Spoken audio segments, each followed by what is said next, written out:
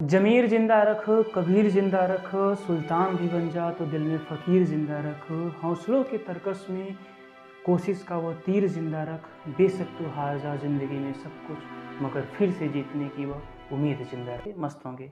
आज की इस नई क्लास में हम लोगों ने डबल फर्टिलाइजेशन लास्ट क्लास में पढ़ लिया था। डबल फर्टिलाइजेशन के बारे में हम लोग आगे बढ़ते हैं। डबल फर्टिलाइजेशन दोहरा निषेचन में हम लोगों ने यह पढ़ा था कि जो परागकण से दो नरयुग्मक निकले थे। एक नरयुग्मक जो होता है वह ध्रुवी कोशिका से मिला था, दूसरा नरयुग्मक जो होता है अंड कोशिका से मिला था। जो अंड कोशिका से मिला था यह युग्मनज का निर्माण किया था, और जो ध्रुवी कोशिका से मिला था वह प्राथमिक भ्रूणपोष केंद्रक का निर्माण किया था। तो युग्मनज होता है वह आगे चलकर भ्रूण में परिवर्तित हो जाता है, जो प्राथमिक भ्रूणपोष केंद्रक होता है वह आगे चलकर भ्रूणपोष में परिवर्तित हो जाता है। आइए उसके बारे में हम लोग आगे बढ़ने की कोशिश करते हैं। इसके सबसे पहली हेडिंग जो दिखाई गई है वह दिया गया है निषेचन पश्च घटना के बारे में। निषेचन पश्च घटना में आप लोगों को यह जानकारी दी जाएगी, जो निषेचन पश्च घटना होती है इसका मतलब ये साफ साफ हुआ कि निषेचन के बाद जो घटनाएं होंगी उन्हें क्या कहेंगे, निषेचन पश्च घटना, और निषेचन के पहले जो घटना होगी उन्हें क्या कहेंगे, निषेचन पूर्व घटना। ओके मेरे बच्चों, निषेचन पश्च घटना का मतलब ये हुआ कि जब बीजांड बीज में परिवर्तित हो जाए और जो अंडाशय है वो फल में परिवर्तित हो जाए तो उसे क्या कहेंगे, निषेचन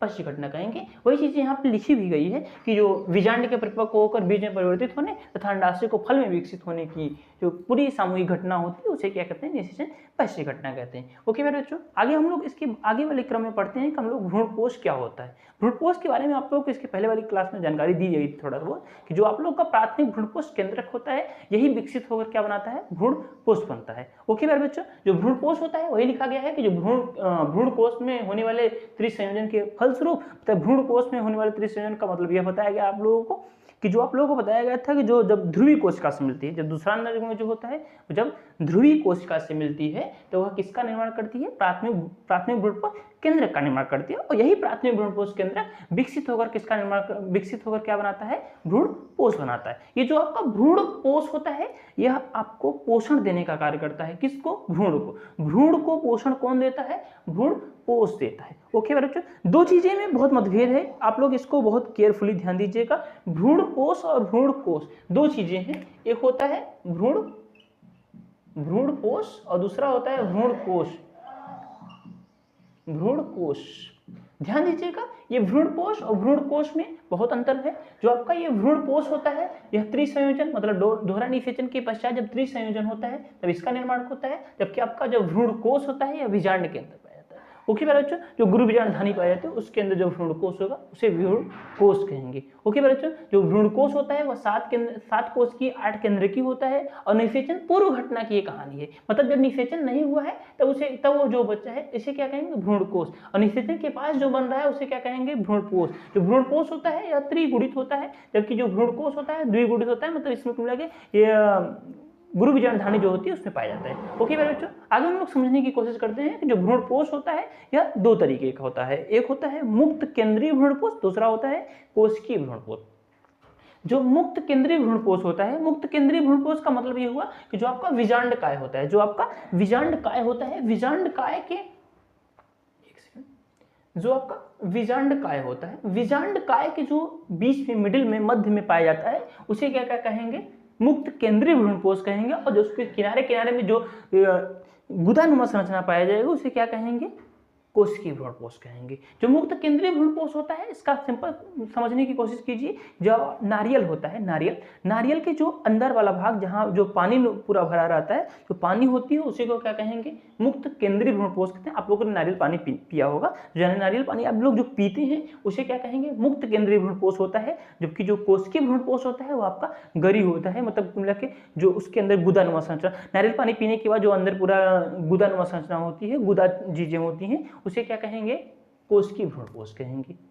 ओके मेरे बच्चों, आगे समझने की कोशिश कीजिए। जो आपका मटर होता है, मूंगफली होती है और सेम, मटर मूंगफली जो सेम होती है, इसमें क्या होता है, इसमें जो बीज होता है वो परिपक्व होने से पहले ही जो भ्रूणपोष होगा वह पूर्ण रूप से उपभोग कर लिया जाएगा। क्योंकि आपको पता है कि जो भ्रूणपोष होता है वो पोषण देने का कार्य करता है, तो बीज द्वारा पहले ही उपभोग कर लिया जाएगा। जबकि जो आपका अरंडी होता है और नारियल, कौन कौन, अरंडी और नारियल जो होता है, इसमें जो भ्रूणपोष होते हैं वो परिपक्व होने से पहले जो इसका बीज होता है उसमें बचा रहता है। कुल मिला के कहने का मतलब अरंडी और नारियल जो होता है वह बीज में बचा रहता है, वह आगे चलकर अंकुरक में काम आता है। वही चीज लिखा गया है कि अरंडी और नारियल के जो भ्रूणपोष होते हैं वह परिपक्व बीज में विद्यमान रहता है और इसे बीज अंकुरक के समय इस्तेमाल किया जाता है। ओके मेरे बच्चों, जो आपका अरंडी होगा, गेहूं होगा, मक्का, कौन कौन, अरंडी, गेहूं, मक्का, ये जो होते हैं वह क्या होता है, इसमें केवल एक ही भ्रूणपोष पाए जाते हैं। ओके मेरे बच्चों, आगे समझने की कोशिश करते हैं। जो भ्रूण होता है, क्या होता है, भ्रूण। आप लोगों को पता है कि जो युग्मनज होता है वो आगे चल विकसित होकर क्या बनाता है, भ्रूण बनाता है। चूंकि जो भ्रूण होता है यह भ्रूणकोश के बीजांडकारी सिरे पर विकसित होता है। जो भ्रूणकोश होता है उसका जो बीजांडकारी सिरा होता है वहीं पर कौन विकसित होता है, जो आपका एम्ब्रियो होता है, जो आपका भ्रूण होता है। ओके मेरे बच्चों, ये आगे चलकर जहां युग्मनज स्थित होते हैं, कुल मिलाकर कहने का मतलब युग्मनज ही आगे विकसित होकर भ्रूण का निर्माण करते हैं। ओके मेरे बच्चों, आइए हम लोग थोड़ा समझने की कोशिश करते हैं कि जो युग्मनज था वो भ्रूण में परिवर्तित हुआ तो उसे क्या कहेंगे। फिर बच्चों, जो युग्मनज होता है वह जब भ्रूण में परिवर्तित हो जाता है, जब युग्मनज भ्रूण में परिवर्तित हो जाता है तो उसको कहते हैं भ्रूणोद्भव। जब युग्मनज भ्रूण में परिवर्तित हो जाता है तो उसे क्या कहेंगे, भ्रूणोद्भव। भ्रूणोद्भव, युग्मनज का भ्रूण में परिवर्तित होना क्या कहलाएगा, भ्रूणोद्भव।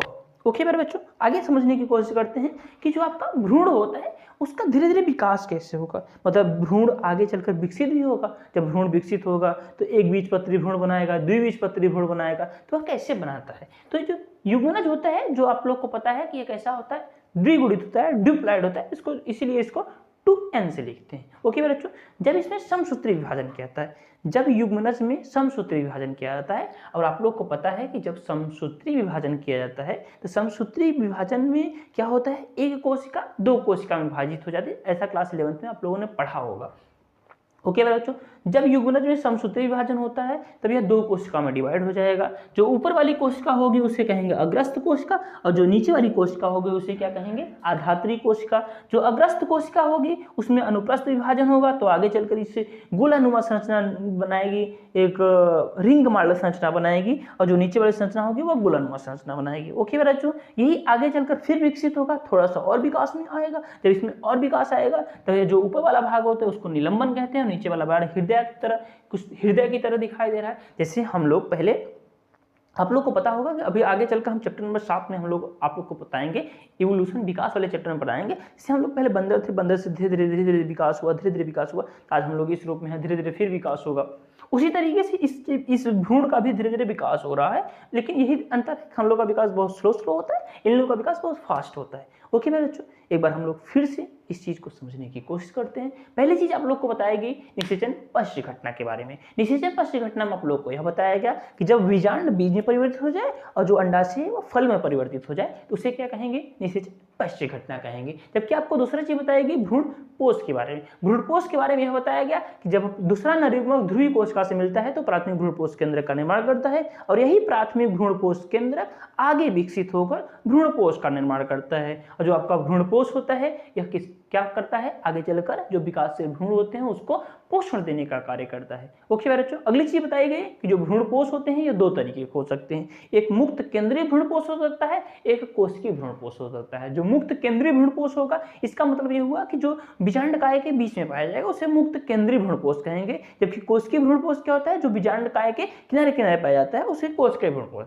इसको समझने का सिंपल फॉर्मूला यह है कि आप लोग जैसे नारियल जो देखे होंगे, नारियल का जो अंदर वाला पार्ट होता है जिसमें कि पानी नुमा संरचना होती है, पानी जो होता है उसे क्या कहेंगे, मुक्त केंद्रीय भ्रूणपोष कहेंगे, और जिसकी गरी होती है जो गुदानुमा संरचना होती है उसे क्या कहेंगे, कोशिकीय भ्रूणपोष कहेंगे। उसके बाद हम लोगों ने पढ़ा कि मटर, मूंगफली, सेम जो होती है इसमें बीजांडकाय, इसमें जो भ्रूणपोष होता है वो पूर्ण रूप से उपभोग कर लेता है, जबकि जो आपका अरंडी और नारियल होता है इसमें जो भ्रूणपोष होता है पूर्ण रूप से उपभोग नहीं किया जाता है, आगे चलकर बीज अंकुरक में काम आता है। उसको बताया गया कि अरंडी, गेहूं, मक्का जो होती है इसमें जो एक ही भ्रूणपोष पाया जाता है। लास्ट से बताएगा कि जो भ्रूण होता है, ये जो भ्रूण होता है वो बीजांडकाय द्वारा भ्रूणकोश के बीजांडद्वारी सिरे पर स्थित होता है, और जो आपका भ्रूण होता है यह युग्मनज जब विकसित होता है तो भ्रूण का निर्माण करता है। होता है। ओके और बच्चों अगली चीज लास्ट चीज बताएगी कि जो युग्मनज होगा यह भ्रूण में परिवर्तित हो जाएगा और युग्मनज का भ्रूण में परिवर्तित होना क्या कहलाएगा, भ्रूणोद्भव कहलाएगा। और जब युग्मनज में समसूत्री विभाजन होगा तो यह दो कोश का निर्माण करेगा, एक अग्रस्थ कोश का, एक आधात्री कोश का। अग्रस्थ कोश का जो होगी उसमें अनुप्रस्थ विभाजन होगा तो आगे चलकर गोलाकार बनाएगा और इसमें फिर विकसित होगा तो आगे चलकर हृदयाकार बनाएगा। यहाँ चीजें बताएगी। फिर बच्चों इसके आगे हम लोग आगे पढ़ने की कोशिश करते हैं कि जो आप लोगों का भ्रूण है यह दो तरीके का होगा। कौन कौन, एक बीजपत्री भ्रूण होगा और द्विबीजपत्री भ्रूण होगा, इसके बारे में। फिर बच्चों इसे आप लोग नोट डाउन कीजिए। चलिए बच्चों आगे हम लोग देखने की कोशिश करते हैं। आगे हम समझेंगे कि एक बीजपत्री भ्रूण कहते हैं, द्विबीजपत्री भ्रूण कहते हैं। सबसे पहले आप लोग समझने की कोशिश कीजिए कि एक बीजपत्री या द्विबीजपत्री कहते किसे हैं। तो द्विबीजपत्री का मतलब आप समझिए कि कोई ऐसा बीज हो जिसको आप ओपन करें, खोलें तो दो भागों में आराम से वो डिवाइड हो जाए, उन्हें क्या कहेंगे, द्विबीजपत्री भ्रूण। जैसे आप लोगों ने चना, कभी आप लोगों ने चना खोला होगा, चना को अभी कभी भिगो दीजिए, उसको फिर उसको ओपन कीजिए तो उसके दो अलग अलग भाग डिवाइड हो जाएंगे। लेकिन कभी आप चावल के दो भाग डिवाइड नहीं कर सकते हैं। तो जो जिस चीज़ों को आप ओपन करें बहुत आसानी से वह दो बराबर भागों में डिवाइड हो जाए तो उन्हें क्या कहेंगे, द्विबीजपत्री कहेंगे। और एक बीजपत्री का मतलब ये हुआ कि जिसको डिवाइड कीजिए लेकिन दो भागों में डिवाइड, बराबर डिवाइड भागों में अपने एक साधारण रूप से न हो पाए, उन्हें क्या कहेंगे, एक बीजपत्री कहेंगे। जैसे आप लोगों ने चावल को ओपन कीजिए वो दो बराबर भागों में डिवाइड नहीं होगा, लेकिन जो आपका चना होगा वह दो बराबर भागों में डिवाइड हो जाएगा। तो द्विबीजपत्री में क्या होगा, चना, और एक बीजपत्री में क्या होगा, चावल। आप इसे समझ सकते हैं। अब कोई कहेगा कि सर चावल को हम तोड़ते हैं तो दो अगर डिवाइड भाग, उसको तोड़ा जाता है, अपने आप से दो बराबर भागों में डिवाइड नहीं हो सकता। लेकिन जब चना की ऊपर वाले खोल को हटाएंगे, वाही चोल को हटाएंगे तो वह दो बराबर भागों में डिवाइड हो जाएगा। लेकिन चावल के ऊपर वाले भूसी को हटाने पर दो बराबर भागों में नहीं होता। ओके बच्चों, अब समझने की कोशिश करते हैं कि द्विबीजपत्री का भ्रूण कैसा होगा या एक बीजपत्री का भ्रूण कैसा होगा। पहले हम लोग समझने की कोशिश करते हैं द्विबीजपत्री का भ्रूण कैसा होगा। पहले बच्चों जो द्विबीजपत्री का भ्रूण होगा उसके दो बीजपत्र पाएंगे। अब भैया आप चना कभी आप ओपन करेंगे तो उसके जैसे ये मान लीजिए हमारा हाथ ये चना है, ठीक है। इसको जब आप इसके ऊपर के कवर को हटाएंगे तो इसके दो भाग डिवाइड हो जाएंगे। तो ये जो दो भाग डिवाइड हो गए तो एक वाला पार्ट, दो वाला पार्ट, तो इसकी जो पूरा पार्ट हुआ जो दो भागों में डिवाइड होगा उन्हें कहेंगे बीजपत्र। क्या कहेंगे, बीजपत्र। जिसमें दो बीजपत्र पाए जाएंगे उन्हें द्विबीजपत्री कहेंगे। तो दो बीजपत्र पाया गया तो इसका जो ऊपर वाला भाग पाया जाएगा, मतलब चना का जब आप दो भाग डिवाइड करते हैं, एक ऊपर वाला भाग एक नीचे वाला भाग, अरे भैया जहाँ से ज्वाइंट रहता है उसका ऊपर वाला भाग नीचे वाला भाग, और ऊपर वाले भाग में वो जाम आता है। तो जब आप कभी कहते हैं चना देखे होंगे कि जब कभी आप भिगो कर रखिए, 2-3 दिन तक भिगो कर रखिए तो ऊपर वाले में जहन का कनखा फेंक देता है ना। तो जब कनखा जो फेंक देता है उस वाले भाग को कहते हैं प्रांकुर, और जो नीचे वाला भाग होता है उसे क्या कहते हैं, मूलांकुर। जो ये प्रांकुर होता है आगे चलकर क्या करता है, यह प्ररोह में रूपांतरित हो जाता है, और यही प्ररोह आगे चलकर आप लोगों का पत्ती, फल, फूल, तना, इन सब में विकसित हो जाता है। जबकि जो आपका मूलांकुर होता है वह मूल और जड़ में विभाजित हो जाता है। ओके मेरे बच्चों, अब समझिए इसी चना को जब हम खेत में बो देते हैं, जब चना को हम खेत में बो देते हैं तो क्या होता है कि दो चीजें निकलती हैं, एक कनखा ऊपर से निकलता है, एक कनखा नीचे से निकलता है। तो जो कनखा ऊपर से निकलता है वही आगे चलकर आप लोग देखते होंगे तना में, फिर आगे फल फूल में परिवर्तित हो जाता है। जो नीचे वाला जो कनखा निकलता है जिसको मूलांकुर कहते हैं, या आगे चलकर नीचे जाकर मतलब जमीन से अपना खनिज पदार्थ लेने की कोशिश करता है। तो जो नीचे जब कोई चीज नीचे जाती है तो भैया नीचे मिट्टी है, जब नीचे मिट्टी है तो उसको टूटने का डर होगा। भैया इतना मुलायम चीज़ें हैं, इसकी कनखा आप देखे होंगे, इसकी जो निकलते हैं उसको देखे होंगे आप लोग, कितने मुलायम होती हैं। जब इतने मुलायम होगा तो टूट जाएगा, तो वह चीज़ ना टूटे इसके लिए पाया जाता है मूलगोप। क्या पाया जाता है, मूलगोप, जिसको वह सुरक्षा देने का कार्य करता है। मतलब जो नीचे वाले मूलांकुर होते हैं जो जमीन के अंदर खनिज पदार्थों को लेने के लिए कार्य करते हैं, इनको सुरक्षा देने का कार्य कौन करेगा, मूल गोप करेगा। ओके पर बच्चों, जबकि जो नीचे वाला भाग होगा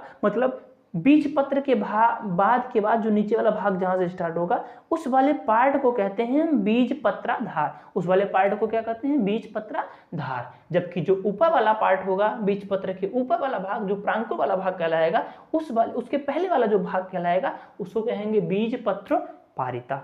ओके बच्चों, समझ आया? फिर से नहीं सुना, फिर से बताने की कोशिश करते हैं कि जो द्विबीजपत्री का मतलब क्या हुआ कि जिसमें द्विबीजपत्र पाया जाएगा। द्विबीजपत्र का मतलब ये सिंपल हुआ कि उसको आराम से आप ओपन कीजिए, सिंपल तरीके से उसको ओपन करने के बाद दो अलग भागों में डिवाइड हो जाए, उसे क्या कहेंगे? द्विबीजपत्री कहेंगे। उनके भ्रूण के बारे में समझ लिए कि जो उसमें दो बीजपत्र पाए जाएंगे, ऊपर वाला भाग जो आगे चलकर तना पत्ती फूल फल बनाएगा उन्हें कहेंगे प्रांकुर, जो नीचे वाला भाग जड़ बनाएगा उसे कहेंगे मूलांकुर, जो उसके नीचे पाया जाता है मूल गोप, किसको? मूलांकुर को सुरक्षा देने की, ताकि वो जमीन के अंदर जा सके। ओके बच्चों, जो ऊपर वाला भाग होगा, जो प्रांकुर के नीचे वाला भाग और बीजपत्र के ऊपर पाया जाएगा उसे बीजपत्र पारिता कहेंगे, और दो जो नीचे वाला भाग मूलांकुर के ऊपर और बीजपत्र के नीचे जो पाया जाएगा उसे क्या कहेंगे? बीजपत्र धार। ओके बच्चों, समझ जाए? आगे हम लोग बढ़ने की कोशिश करते हैं। जो एक बीजपत्री भ्रूण होते हैं, एक बीजपत्री में मतलब एक ही पत्र पाया जाएगा, उसमें दो बीजपत्र नहीं पाया जाएगा, इसमें एक ही बीजपत्र पाए।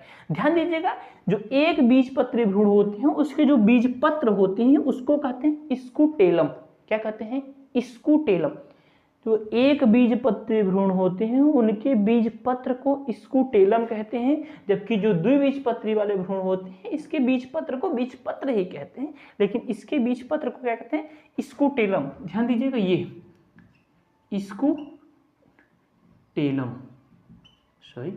स्कूटेलम। ओके, ध्यान दीजिए, एक बीजपत्री भ्रूण वाले बीजपत्र को स्कूटेलम कहते हैं। वही सिंपल सी चीज हुई, इसके ऊपर वाले भाग को मूलांकुर, नीचे वाले भाग को ऊपर वाले भाग को प्रांकुर, नीचे वाले भाग को मूलांकुर कहते हैं। मूलांकुर जमीन के अंदर जाएगा, ये भी जमीन के अंदर। भैया गेहूं चावल सब तो आप बोते हैं, जब आप कभी चावल को देखे होंगे, जब रुपाई होने लगती है, रुपाई से पहले जब चावल को भिगोकर उसको छींटने का काम करते हैं, जो वेहन डालते हैं, जब छींटने का काम करते हैं तो जो नीचे जो ऊपर निकलता है, आप देखे होंगे भिगो कर रखा जाता है, उसमें भी कनखा नहीं फेंकता है। कनखा जो निकलता है उसको क्या कहते हैं? मूलांकुर, प्रांकुर, और जो नीचे वाला भाग होगा उसे कहेंगे मूलांकुर। जो मूलांकुर के नीचे जो रचना पाएगा उसे क्या कहेंगे? मूलगोप कहेंगे। ओके भाई बच्चों, ये चीजें समझ आए? अगर जो चीजें नहीं समझ आएगी फिर भी आप कमेंट कीजिएगा। और फिर बच्चों, अभी आप लोग को जल्द ही केमिस्ट्री का क्लास आप लोगों का स्टार्ट होगा, और आप लोग कमेंट बॉक्स में ये बताने की कोशिश कीजिएगा केमिस्ट्री की क्लास आप लोग क्या चाहते हैं, कि हम थ्योरी पढ़ाएं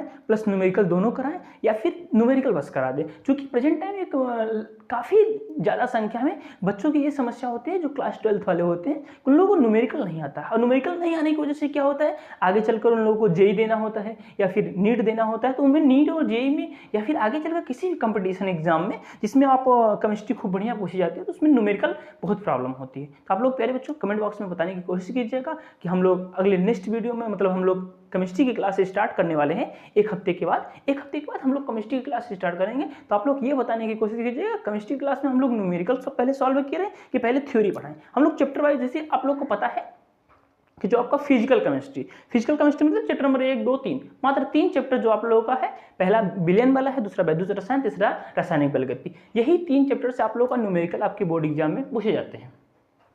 ये फिजिकल केमिस्ट्री है। इस फिजिकल केमिस्ट्री से आप लोग क्या चाहते हैं कि पहले हम थ्योरी पढ़ाएं प्लस न्यूमेरिकल कराएं, या फिर केवल पहले न्यूमेरिकल ही करा दें? न्यूमेरिकल कराने के बाद में हम लोग थ्योरी पढ़ लेंगे, क्योंकि थ्योरी उसका बहुत सिंपल है, लेकिन न्यूमेरिकल थोड़ा सा टफ है। न्यूमेरिकल टफ होने का सिंपल सा दिक्कत यही है कि बच्चे स्टार्टिंग से ही उस न्यूमेरिकल पे ध्यान नहीं देते हैं, और धीरे धीरे आगे चलकर बहुत बड़ी समस्या हो जाती है। फिर बच्चों आगे चलकर आप लोगों को जुलाई, अगस्त, सितंबर, अक्टूबर में बहुत ज़्यादा प्रॉब्लम न हो, इसलिए हम लोग जल्द ही केमिस्ट्री स्टार्ट करने वाले हैं। और क्लास 10th वाले बच्चों के लिए भी एक इन्फॉर्मेशन है, उन लोगों की भी क्लास अगले हफ्ते से स्टार्ट होगी बायोलॉजी की, और जैसे जैसे डिमांड होगा बच्चों का उससे क्लास बढ़ाते चले जाएंगे। आप लोग कोशिश कीजिएगा इस वीडियो को, मतलब इस चैनल को जहाँ से जहाँ तक कोशिश कीजिएगा पहुँचाने की कोशिश कीजिएगा, ताकि जो लोग कोचिंग नहीं ज्वाइन कर सकते, जिनके पास पैसा की अभाव है, जो इन लोग को प्रॉब्लम है, वो लोग आगे चलकर इस चीज़ में पढ़ सकें और अपनी शिक्षा को आगे बढ़ा सकें। क्योंकि मेरे बच्चों हमारा मेन उद्देश्य है कि पैसे लेना नहीं, हमारा मेन उद्देश्य है कि बच्चों के पास ज़्यादा से ज़्यादा शिक्षा पहुंच सके। क्योंकि ज़रूरी नहीं है कि आप शिक्षा ग्रहण करके आप नौकरी कीजिए। इंसान को शिक्षा इसलिए ग्रहण करना चाहिए ताकि वो आगे चलकर वो अपना जीवन यापन कर सके, वो पूरी दुनिया को समझ सके कि कहाँ क्या चीज़ है, क्या चीज़ गलत हो रहा है, क्या चीज़ सही हो रहा है। ओके बच्चों, मिलेंगे नेक्स्ट वीडियो में। अगर कोई चीज़ दिक्कत होगी आप कमेंट बॉक्स में कमेंट कीजिएगा, और फिर भी अगर कोई प्रॉब्लम होगी तो आप लोग बताइएगा। और अगर किसी को नोट्स की ज़रूरत होगी तो आप व्हाट्सएप चैनल है, इस लिंक में डाल दूंगा मैं, व्हाट्सएप चैनल है, उस पर आप मैसेज कीजिएगा, या फिर किसी को प्रॉब्लम तो हमारे पर्सनल नंबर पर आप व्हाट्सएप कर सकते हैं, हम आपको नोट्स सब प्रोवाइड करेंगे। ओके मेरे बच्चों, जल्द ही मिलेंगे। और आप लोग कमेंट बॉक्स में जरूर बताइएगा लास्ट में कि केमिस्ट्री की क्लास किसकी चाहिए, पहले किस चैप्टर की चाहिए, और दूसरी चीज़ें आपको पहले न्यूमेरिकल पढ़ना है तो पहले थ्योरी पढ़नी। ओके मेरे बच्चों, मिलेंगे नेक्स्ट वीडियो में, तब तक के लिए जय हिंद।